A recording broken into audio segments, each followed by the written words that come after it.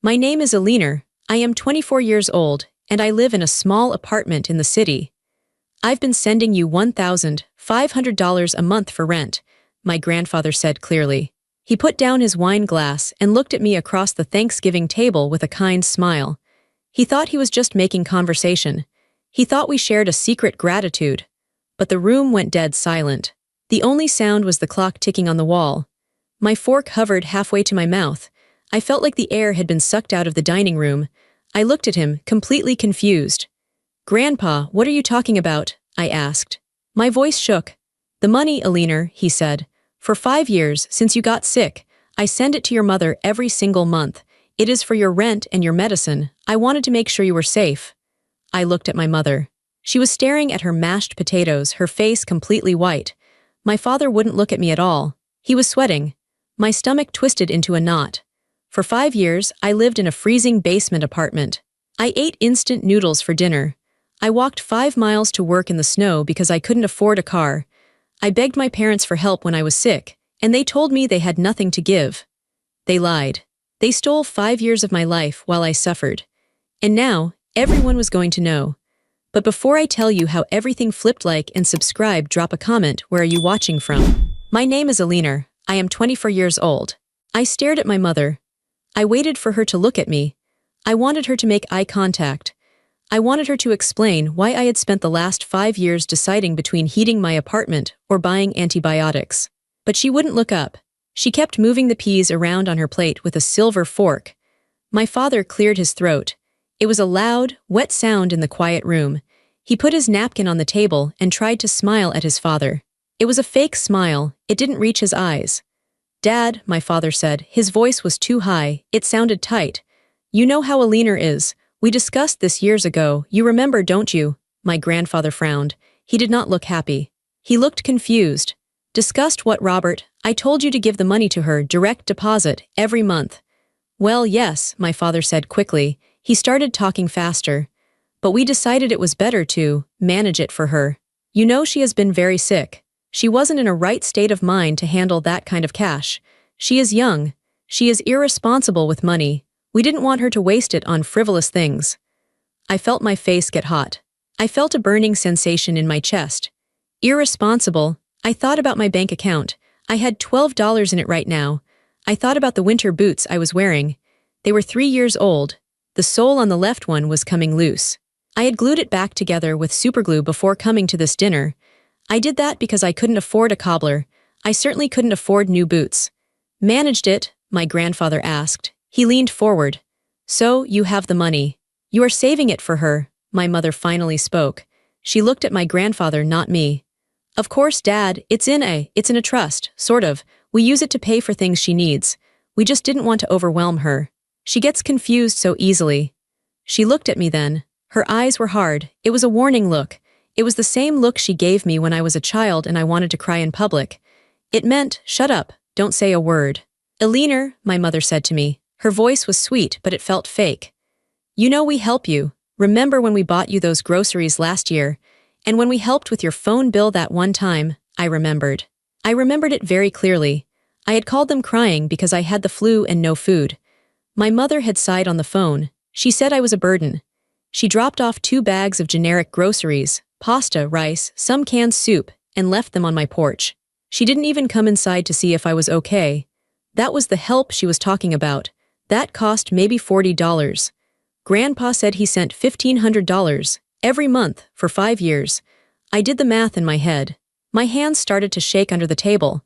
That was $90,000. My grandfather looked at me. "Alina," he said softly, "is this true? Do they manage your money? Do they pay your rent?" I opened my mouth to speak, but my throat felt dry. My heart was pounding against my ribs. I looked at the crystal chandelier above the table. I looked at the roasted turkey that was getting cold. I looked at the expensive wine in the glasses. They bought me groceries once," I said. My voice was small. "See," my father said loudly. He clapped his hands together once. "We take care of her, she just forgets. Her illness, you know. It affects her memory." My grandfather didn't blink. He kept his blue eyes on my father. He wasn't smiling anymore. The kindness was gone from his face. He looked like a businessman now. He looked like the man who built a company from nothing. Robert, my grandfather said, you are sweating. My father wiped his forehead with the napkin. It's just warm in here, Dad, the oven, you know. It isn't warm, my grandfather said. It is actually quite cool. And Eleanor is wearing a coat inside the house. Eleanor, why are you wearing your coat? I looked down. I hadn't taken my coat off because the sweater underneath had a hole in the elbow. I was ashamed of it. I'm cold, Grandpa, I said. She's always cold, my mother said quickly. Poor circulation, it's part of her condition. My grandfather turned his head slowly to look at my mother. $1,500 a month, he repeated. That pays for a very nice apartment with good heating. That pays for a car. That pays for good food.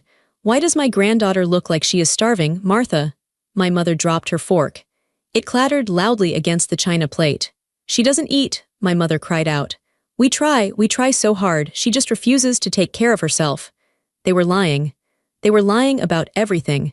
And for the first time in my life, I realized they weren't just mean. They were thieves. The air in the dining room felt heavy. It felt like a storm was coming. The smell of the turkey and stuffing made me feel sick. I pushed my plate away a few inches. My parents were panicking. I could see it. My father poured himself more wine. His hand was shaking so much that a few drops of red wine spilled onto the white tablecloth. It looked like blood. We only did what was best, my mother said. She put her hand on her chest. She looked like she was about to cry. Dad, you have to understand, Eleanor has been difficult, very difficult since she left home. My grandfather cut her off. Left home? Yes, my father said. He jumped on the excuse. When she ran away, 5 years ago, she just packed a bag and left. She said she hated us. She said she never wanted to see us again. We were heartbroken, Dad. We were absolutely crushed. I stared at him. My mouth fell open slightly. We didn't tell you the details because we didn't want to worry you, my mother added. She reached out and touched my grandfather's arm. We told you she was sick and needed help. That was true. But we didn't tell you that she abandoned us. She chose this life. She chose to live in squalor to punish us. But we still wanted to help her, my father said. So when you offered the money, we took it. We put it aside. We were waiting for her to come back to her senses. We were waiting for her to come home. My grandfather pulled his arm away from my mother. He looked at me. Is that what happened, Eleanor? Did you run away? I shook my head. No, I whispered. She doesn't remember, my mother said loudly. Her voice was shrill now. She blocks out the bad parts. It's a coping mechanism. My grandfather stood up. He was an old man, over 80, but he stood up straight. He looked powerful. Stop it, he said. His voice wasn't loud, but it stopped my parents instantly. Stop talking, both of you. He looked at my father. 5 years ago you called me. It was late at night. You were crying, Robert. You told me Eleanor was sick. You told me she had a medical condition and she couldn't work. You said she was living on the street. You said you had no money to help her because of the business. You begged me. You said, Dad, please save my little girl. My father turned pale. He looked like a ghost. I sent the check the next morning, my grandfather said, and I set up the monthly transfer. I told you specifically, make sure she is safe. Make sure she is warm. And now you tell me she ran away. She did, my father insisted. Enough. My grandfather slammed his hand on the table. The silverware jumped. Something is wrong here. I can smell it. I look at this house. I see the new kitchen. I see the new floors. He pointed out the window to the driveway. I see a brand new SUV out there, a luxury car. You told me the business was struggling, Robert. You told me you were barely scraping by. We are, my mother said. That car is. It's a lease. It's for the company. And Eleanor looks like a beggar, my grandfather said. He said the word brutally. Beggar. It hurt to hear it, but it was true. I looked poor because I was poor. She is wearing shoes with glue on them. I saw it when she walked in. Do you think I am blind? My parents didn't answer. They just looked at each other. They were trying to come up with a new lie. They were trying to coordinate their story without speaking. I asked for updates, my grandfather said. Every month when I sent the money, I asked, how is Eleanor? And you sent me emails. You said, she is doing better. She loves the new apartment. She is eating well. She sends her love. He looked at me. Did you ever send your love, Eleanor? Did you ever write me a letter? I wrote you birthday cards, I said softly. And Christmas cards, every year. I never got them, my grandfather said. I felt a tear slide down my cheek. I had written those cards. I put so much effort into them. I couldn't afford gifts, so I wrote long letters inside the cards. I told him about my life. I told him I was struggling, but I never asked for money. I just wanted him to know I loved him. They must have gotten lost in the mail, my mother stammered. 5 years of mail, my grandfather asked. Lost. The postal service is terrible these days, my father said weakly. It was pathetic, it was so obvious. They had intercepted my letters. They probably threw them in the trash the moment they arrived. They couldn't let my grandfather see them. If he saw my handwriting, if he read my words, he might call me. And if he called me, he would find out about the money. They had kept us apart. They made sure I felt abandoned by him, and they made sure he thought I was doing fine. They built a wall of lies between us so they could keep the cash. My younger sister, Jessica, had been quiet this whole time. She was sitting across from me. She was 22 years old. She looked perfect. Her hair was shiny and professionally colored. Her nails were done. She was wearing a beautiful cashmere sweater that probably cost $300. She put down her fork and let out a loud sigh. She rolled her eyes. "Oh my God," Jessica said. "Can we please stop this drama? It is Thanksgiving." "This is not drama," my grandfather said. "This is theft." Jessica laughed. It was a cold, cruel sound. "Theft, Grandpa, be serious. Mom and Dad didn't steal anything. They used the money to keep this family afloat. Do you have any idea how expensive everything is?" She looked at me with pure disgust. "And honestly, Alina, you should be grateful. If they gave you that money, what would you have done with it? You would have wasted it." "I would have paid rent," I said. "I would have bought food." "Please," Jessica scoffed. "You're a mess. You always have been. You're sick, you're emotional, you can't hold down a real job. Mom and Dad handle everything for us. They deserve that money more than you do. Look at you." She gestured at me with her hand. On her wrist, a gold bracelet glittered. It was thick and heavy. I looked at the bracelet. I recognized the brand. It was the kind of jewelry my mother liked to buy. "That's a nice bracelet," I said quietly. Jessica covered it with her other hand quickly, then stopped. She glared at me. "So what? It was a birthday gift." "From Mom and Dad?" I asked. "Yes," she snapped. "Because I'm a good daughter. I didn't run away. I stayed here. I went to college. I made them proud." "You went to college," my grandfather repeated. "Robert, you told me Jessica got a full scholarship. You bragged about it for months." My father looked at his plate. She got a partial scholarship. We had to cover the rest." "With what money?" my grandfather asked. Jessica answered for him. She didn't seem to care anymore. She was angry. "With the family money. Who cares where it came from? It's all the same pot, isn't it? Why does Alina get special treatment just because she has some sob story? I needed tuition. I needed a car to get to classes. I needed clothes for internships. That's an investment." She looked at me. "You're just a black hole, Alina. You suck up energy and resources. You should be happy Mom and Dad didn't just kick you to the curb completely." I felt a crack inside my heart. I used to love Jessica. When we were little, I braided her hair. I read her stories. I protected her from bullies. I realized now that she knew the whole time. "You knew," I said. I looked her right in the eyes. "You knew Grandpa was sending money for me." "Everyone knew," Jessica spat out. "Except you, because you're stupid." "Jessica," my mother hissed, "be quiet." "No," Jessica stood up. "I'm tired of tiptoeing around her." "Yes, Alina. We knew, we got new furniture. We went to Hawaii last year. Remember? We told you we were going to visit Aunt Linda in Ohio. We went to Maui. It was amazing. And we paid for it with the money because we deserve to be happy. We deal with your drama all the time." I sat very still. "Hawaii. They went to Hawaii. That same week, my electricity had been turned off. I sat in the dark for 3 days. I ate peanut butter from a jar with a spoon because I couldn't cook anything. I called my mother that week. I asked for $50 to turn the lights back on. She told me she was short on cash and that I needed to learn responsibility. She said that while she was sitting on a beach in Maui, drinking cocktails, paid for with money meant for my medicine, my sister wasn't a victim of their lies. She was an accomplice. She was just like them. She was eating the fruit of my suffering, and she thought she deserved it. The betrayal hurt worse than the hunger. It hurt worse than the cold. These were my people. This was my blood, and they looked at me and saw nothing but a checkbook they could cash. I stood up. My chair scraped loudly against the hardwood floor. Everyone stopped talking.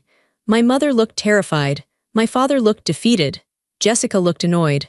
My grandfather looked at me with deep sadness and expectation. I didn't yell, I didn't throw my glass. My voice was very quiet, but it was steady. I felt a strange calmness wash over me. The secret was out. I had nothing left to lose. I didn't run away, I said. I looked at my grandfather. I wanted him to hear this. I wanted him to know the truth. 5 years ago, I said, I got sick. I was diagnosed with the autoimmune disorder. I was in pain every day. I was tired. I couldn't keep up with my classes at the university. I lost my part-time job because I was in the hospital too much. I looked at my father. I came home. I asked for help. I asked if I could stay in my old room for a few months until I got better, just until the doctors found the right medication. I took a breath. And you said no. My father closed his eyes. You told me I was a burden, I continued. You told me you didn't want a sick person in the house. You said it was depressing. You said I was lazy. You said, if you want to eat, you work. But I couldn't work. I could barely walk. I turned to my mother. It was January. There was snow on the ground. You packed my bags in garbage bags and you put them on the front porch. You locked the door. I knocked for an hour, I cried. I begged you to let me in because it was freezing. Eleanor, please, my mother whispered. Don't do this. I slept in the bus station that night, I said. I had $20 in my pocket. I didn't know where to go. I was 19 years old. I looked at Jessica. You watched from the window. I saw you. You pulled the curtain back and watched me cry. You didn't do anything. Jessica looked away. She crossed her arms over her chest. I didn't run away, I repeated. I was thrown out like garbage. I got a job washing dishes, I said, because they didn't care if I looked sick. I stood in a hot kitchen for 10 hours a day. My legs swelled up so bad I had to cut my socks off at night. I rented a room in a basement with no windows. It had mold on the walls. I breathed that mold for 2 years. I couldn't afford the medicine Grandpa paid for, I said. So I took half doses. I stayed sick longer. I was in pain every single day. There were nights I thought I was going to die. I prayed for help. I called you, Mom. I called you and told you I was hurting. And you told me to pray harder, I said. You told me God was punishing me for being ungrateful. I reached into my pocket and pulled out my phone. I unlocked it and placed it on the table. I have the texts, I said. I never deleted them. Every time I asked for help.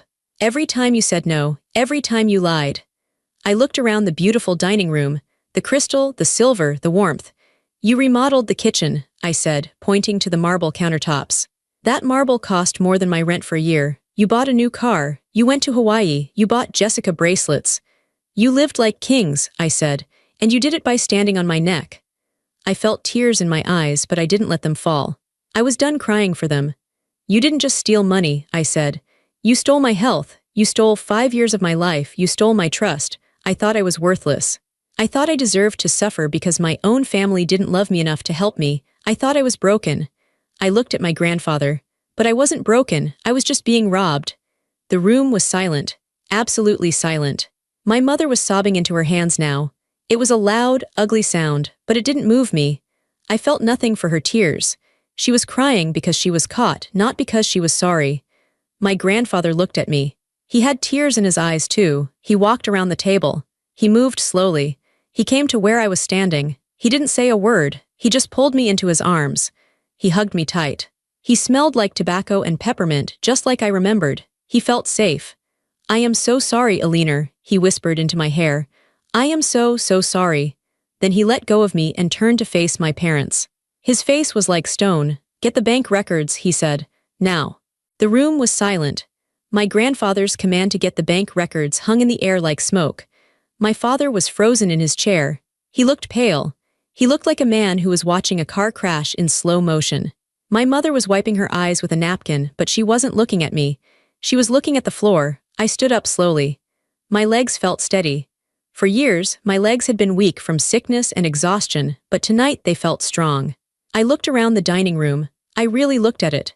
For the last 5 years, I had come to this house for holidays, and I had believed their lies. I had believed them when they said they were struggling.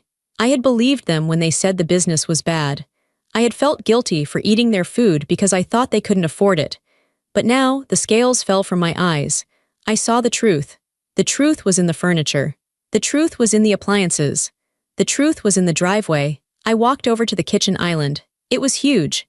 It was covered in a slab of white marble with gray veins running through it. I ran my hand over the stone. It was cold and smooth. This is Carrara marble, I said. My voice was calm. It didn't sound like my own voice. I remember when you put this in.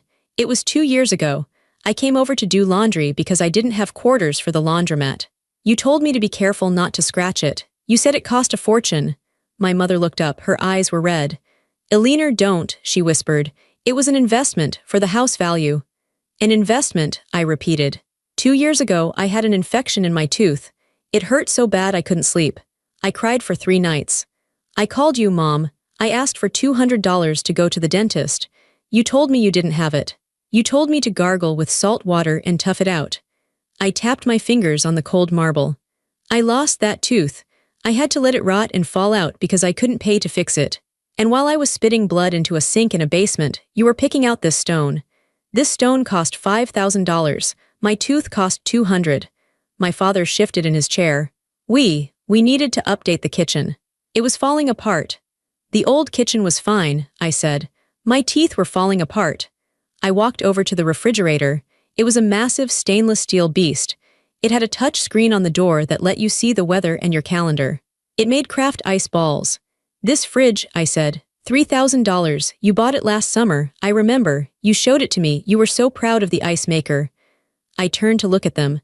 Last summer, my electricity was cut off. It was July. It was 90 degrees inside my apartment. The food in my tiny, rusty fridge spoiled. I lost milk, eggs, and cheese. I had nothing to eat for 3 days except dry cereal. I drank warm water from the tap. I sat in the dark and sweated and felt dizzy from hunger. "I called you," I said to my father.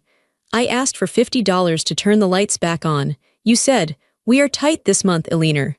The business is slow.' You said that while you were drinking ice water from a $3,000 machine."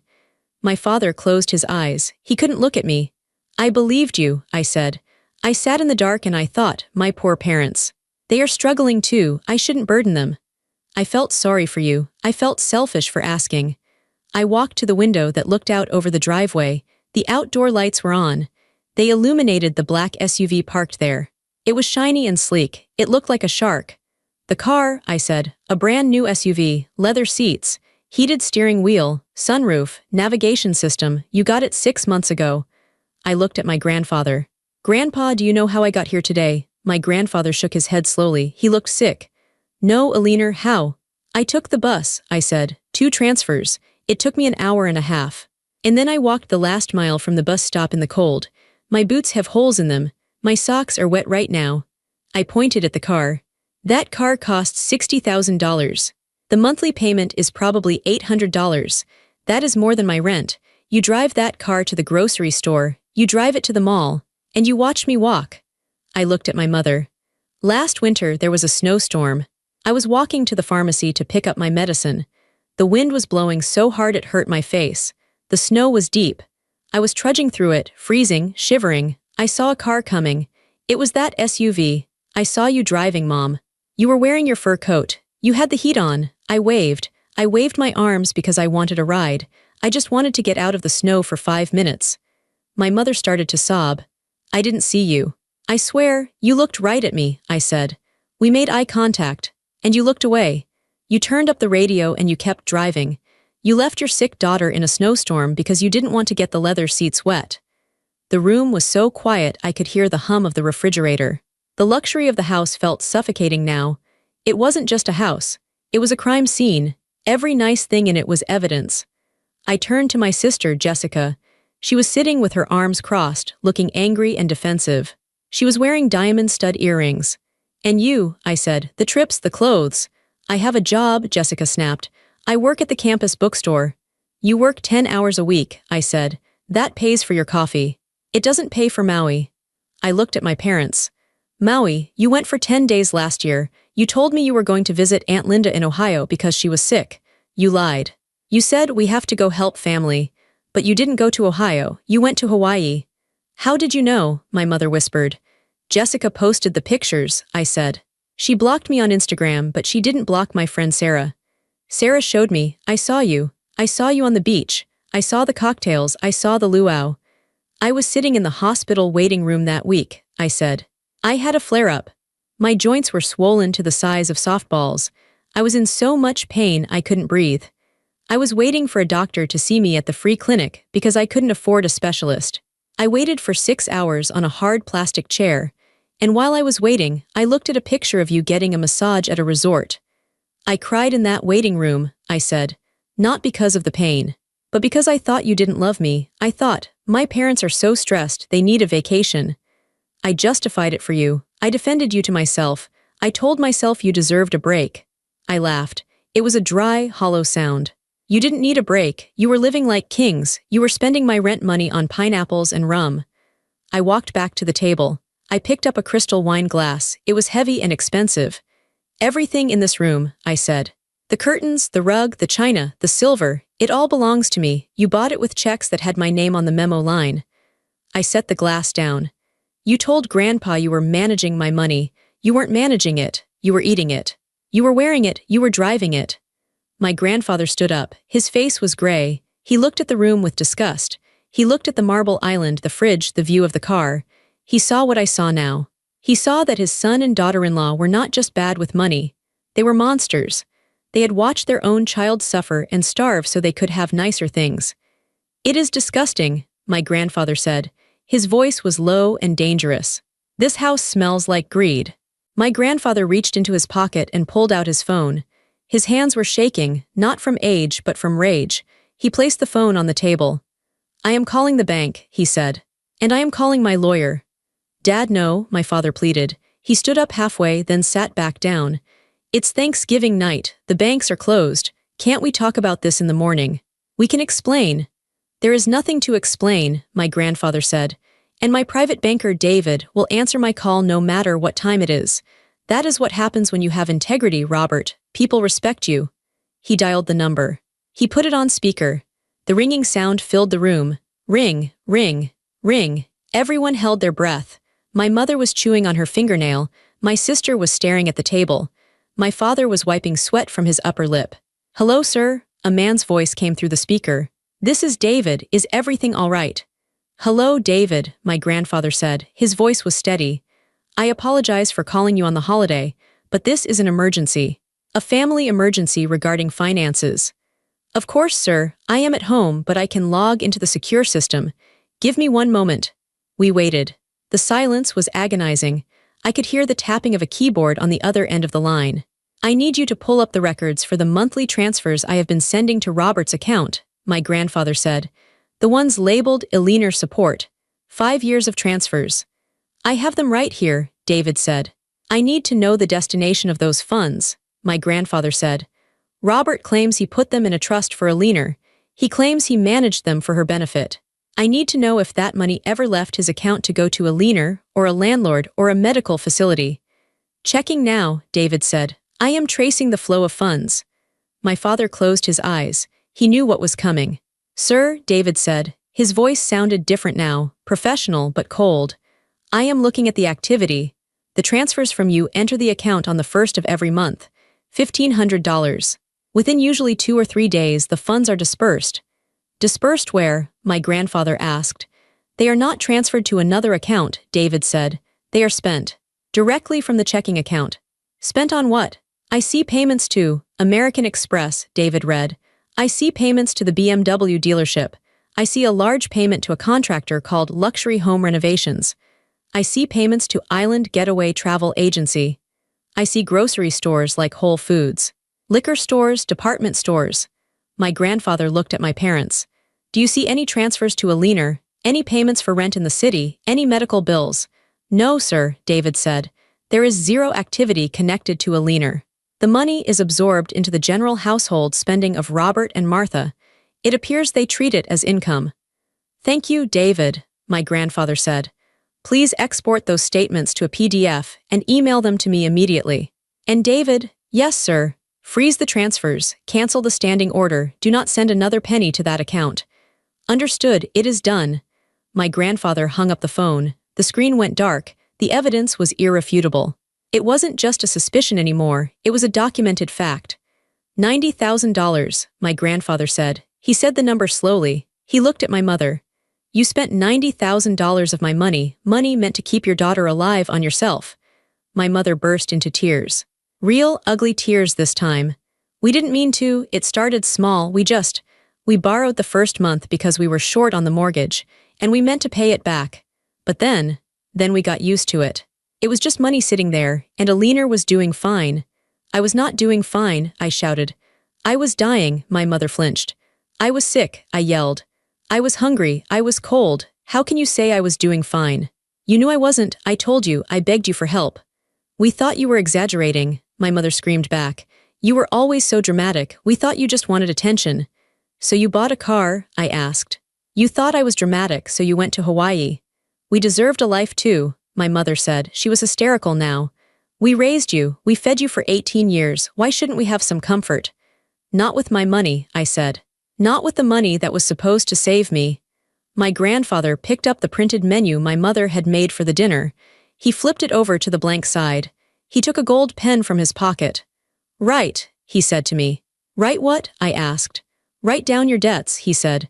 Write down everything you owe, the things you couldn't pay because they stole from you. I took the pen. My hand shook as I wrote. Credit card debt, groceries/pharmacy. $4,500 student loans, tuition. $8,000 unpaid medical bills. $2,200 dental work needed. $3,000 I did the math. About $18,000, I said. My grandfather took the paper, he looked at it, then he looked at my father. Your daughter is in debt for $18,000, he said. She has holes in her shoes. She has missing teeth. And you have a $60,000 car in the driveway. He folded the paper and put it in his pocket. I have the email from David, my grandfather said. I have the proof. This is fraud. This is embezzlement. And I am not going to let it slide. My father looked up. He looked terrified. Dad, what do you mean? You wouldn't do anything legal, would you? We're family. You stopped being family when you decided to eat your daughter's future, my grandfather said. You are criminals, and I am going to treat you like criminals. The room felt cold. The warmth of the oven was gone. The smell of the turkey made me nauseous. I looked at my parents and I saw strangers. I saw people who had looked me in the eye for 5 years and lied. They had hugged me at Christmas and lied. They had watched me lose weight and lied. They were not my parents. They were parasites. And now the light was shining on them, and they had nowhere to hide. My father put his head in his hands. He let out a long, ragged breath. The fight had left him. He knew there was no way to spin this. The bank records were in my grandfather's inbox. The lies were dead. I'm sorry, my father whispered. It was a small sound. It was pathetic. I'm sorry, he said again, louder. Alina, I am so sorry. We lost our way. We got greedy. It was so easy. The money just came in every month. It felt like a paycheck. We didn't think about it. You didn't think about me, I said. You didn't think about me when I was sleeping in a coat because I couldn't afford heat. I know, he said. He was crying now. I know, I am a weak man. I am a terrible father. My mother was not apologizing. She was panicking. She was pacing back and forth in front of the window. What are we going to do? She cried. Dad, please, you can't sue us. It will ruin us. The scandal. Our friends will know. The club will know. My grandfather laughed. It was a harsh, barking sound. The club, you are worried about the country club. Martha, you are going to lose this house. You are going to lose that car. You are going to be lucky if you don't go to jail. Jail? My mother stopped pacing. Her face went white. You wouldn't put your own son in jail. I would put a thief in jail, my grandfather said. And that is what you are. Jessica stood up. She looked from my parents to my grandfather. She realized the gravity of the situation. Her comfortable life was dissolving. Grandpa, wait, she said. Her voice was high and scared. What about me? I have tuition due in January. I have my sorority dues. I have my car insurance. My grandfather turned to her. You are an adult, Jessica. You are 22. But I'm in school, she said. Mom and Dad pay for everything. Not anymore, my grandfather said. Mom and Dad are broke. Mom and Dad are going to be paying Alina back for the next 10 years. But that's not fair, Jessica screamed. She stamped her foot like a child. Why do I have to suffer because of this? I didn't steal the money. You ate the food, I said. You went on the trips. You wore the clothes. You benefited from the theft, Jessica. You knew I was struggling. You mocked me for it. You called me a loser. You called me a mess. And all the while you were living on my money. I didn't know, she lied. You knew, I said. You said earlier that everyone knew. You said I was stupid for not knowing. Jessica shut her mouth. She glared at me with pure hatred. She didn't care about justice. She only cared that her free ride was over. You are on your own, Jessica, my grandfather said. I suggest you get a job or a student loan, like Alina did. My grandfather walked to the coat rack in the hallway. He put on his heavy wool coat. He picked up his hat. Then he picked up my coat, the thin, cheap coat with the frayed cuffs. He held it out to me. "Put this on, Aliner," he said gently. "We are leaving." I walked over to him. I slipped my arms into the coat. It wasn't warm enough for the November night, but I felt warm inside. I felt a fire burning in my chest. It was the fire of vindication. "Dad, please," my father stood up. He reached out a hand. "Don't leave like this. Let's sit down. Let's make a plan. I can pay it back. I can take out a second mortgage." "You can't take out a mortgage on a house you bought with stolen funds," my grandfather said. "And I don't want to sit down with you. I don't want to look at you." He opened the front door. The cold air rushed in. It smelled like dead leaves and rain. It felt clean. "You have broken my heart, Robert," my grandfather said. "I trusted you to take care of your child. It is the one job a father has. And you failed. You didn't just fail, you preyed on her." He took my hand. His grip was strong. "Come on, Ellie," he said. We walked out of the house. I heard my mother wailing in the hallway. I heard Jessica screaming at my father. I heard the sounds of their world collapsing. But I didn't look back. I walked down the brick path. I walked past the $60,000 SUV. I walked past the manicured lawn. I got into my grandfather's old sedan. It smelled like peppermint and old leather. It was a humble car, but it was honest. My grandfather started the engine. He didn't say anything for a long time. He just drove. We drove away from the big house, away from the lies, away from the pain. Finally, he reached over and patted my hand. "I am going to fix this, Aliner," he said. "I promise you, I am going to make them pay back every cent. And I am going to make sure you never have to be cold again." I looked out the window at the passing streetlights. For the first time in 5 years, I didn't feel alone. I didn't feel like a victim. I felt like a survivor. And I knew that my life was about to change forever. The next few weeks were a blur of meetings, paperwork, and legal discussions. My grandfather didn't waste any time. He hired a forensic accountant and a ruthless lawyer. He was a man on a mission. We met in a high-rise office building downtown. The table in the conference room was made of dark mahogany. It was covered in stacks of paper. "The case is clear-cut," the lawyer, Mr. Henderson, said. He adjusted his glasses. "We have the transfer records. We have the bank statements from your parents showing the commingling of funds. We have proof that not a single payment was made for your benefit." I sat there, listening. It felt surreal. My parents were being discussed like criminals. "They have requested mediation," Mr. Henderson said.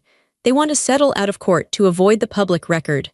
They are offering to pay back $50,000 over 10 years. My grandfather slammed his hand on the table.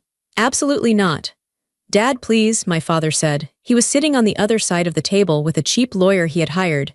He looked terrible. He had lost 20 pounds. His suit looked too big for him. "We don't have the full amount. If you sue us for everything, we will go bankrupt." "Then go bankrupt," my grandfather said. "You stole $90,000. You will pay back $90,000, plus interest, plus the legal fees for this meeting." "But we'll lose the house," my mother sobbed. She looked old. Her hair wasn't dyed anymore, the gray roots were showing. She looked like the tired, broken woman she really was. "You should have thought of that before you bought the marble countertops," I said. My voice was quiet, but it cut through the room. My mother looked at me. "Aliner, have mercy," she said. "We are your parents." "You didn't have mercy on me," I said. "When I was sleeping on a mattress on the floor because I couldn't afford a bed frame, where was your mercy? When I was walking to work in the rain, where was your mercy?" The mediation failed. We went to court. It wasn't a long trial. The judge was a stern woman with gray hair. She looked at the bank records. She looked at the photos of my parents' vacations. Then she looked at my medical records, which showed the dates I had gone without treatment due to lack of funds. The contrast was sickening. The judge saw it immediately. "This is a case of egregious breach of trust," the judge said. Her voice echoed in the courtroom. "Mr. and Mrs. Thompson, you had a fiduciary duty to your daughter. You accepted money specifically for her care. Instead, you used it to fund a lavish lifestyle while she lived in poverty." She looked at them with disgust. "It is rare to see such greed within a family. You preyed on your own child's vulnerability." The gavel came down. The judgment was total. My parents were ordered to repay the full $90,000. They were ordered to pay $15,000 in interest. They were ordered to pay my legal fees. They didn't have the money. They had spent it all. So the seizures began. I watched from a distance as their life was dismantled. The house was put up for sale. The "for sale" sign in the yard felt like a flag of victory. The new kitchen, the new floors, they would all belong to someone else now. My parents had to move out. They rented a small, two-bedroom apartment in a bad part of town. It was ironic. It was the kind of neighborhood they had forced me to live in. The SUV was repossessed. I saw the tow truck take it away. My mother stood in the driveway, crying, watching her status symbol disappear. She had to buy a used car, a 10-year-old sedan with rust on the bumper. Jessica had to drop out of college. She couldn't get a loan because her parents' credit was ruined, and she had no credit of her own. She had to move into the small apartment with my parents. She got a job waitressing at a diner. She sent me a text message calling me a selfish witch. I didn't reply. I just blocked her number. She still blamed me. She didn't understand that she was paying the price for her own entitlement. My father tried to call me once. He left a voicemail. He was crying. "Eleanor, we have nothing," he said. "Please, can you ask Grandpa to stop? We are ruined." I listened to the message. I felt a twinge of sadness, but it passed quickly. They weren't ruined because of me. They were ruined because of their own actions. They had built a castle on sand, and the tide had finally come in. I deleted the voicemail. I didn't call back. I didn't owe them anything. Justice was harsh, but it was fair. They had stolen 5 years of my life. Now they were going to spend the next 10 years paying for it. I am sitting in my new apartment. It is a sunny Saturday morning. The apartment is beautiful. It isn't a mansion, but to me, it feels like a palace. It is on the 3rd floor of a clean building with a security guard. It has big windows that let in the light. I have a real bed now. A queen-sized bed with a memory foam mattress and soft, white sheets. Every night when I lie down, I stretch out my legs and I feel grateful. I sleep through the night. I don't wake up shivering. I walk into my kitchen. It is small, but it is mine. I open the refrigerator. It is full. There are cartons of milk, fresh eggs, spinach, strawberries, chicken, and cheese. I never have to worry about being hungry. I never have to ration my food. I make myself a cup of coffee. I use the fancy machine my grandfather bought me as a housewarming gift. I sit by the window and watch the city below. I am healthy now. That is the biggest change. With the money from the settlement, I went to the best specialists in the city. I got the right diagnosis. I got on the right medication. It wasn't cheap, but I could afford it. Within 3 months, the pain in my joints stopped. The fatigue lifted. I gained weight. My hair started to grow back thick and shiny. I look in the mirror and I recognize myself again. I don't look like a scared, starving victim. I look like a young woman with a future. I went back to school. I am finishing my degree in graphic design. I love it. I am top of my class. I have an internship lined up for the summer. I have friends who don't know about my past, who just know me as Eleanor, the talented designer. My grandfather comes over every Sunday for dinner. It is our tradition. I cook for him. I make roast chicken or lasagna or beef stew.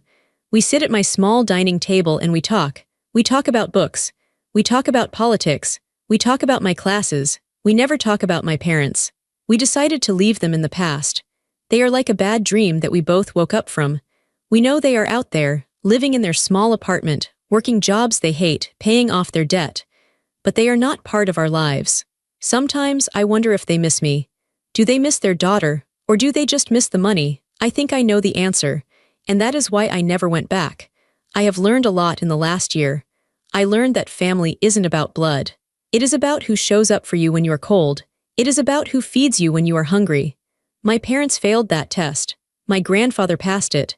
I learned that I am stronger than I thought. I survived 5 years of hell. I walked through the fire and I came out the other side. I am not broken. I am forged. I sip my coffee and look at the blue sky. I feel a sense of deep, quiet power. I have my dignity. I have my freedom. I have a life that is truly mine, paid for with my own resilience and the justice I fought for. The nightmare is over. The sun is shining. And for the first time in my life, I am truly happy.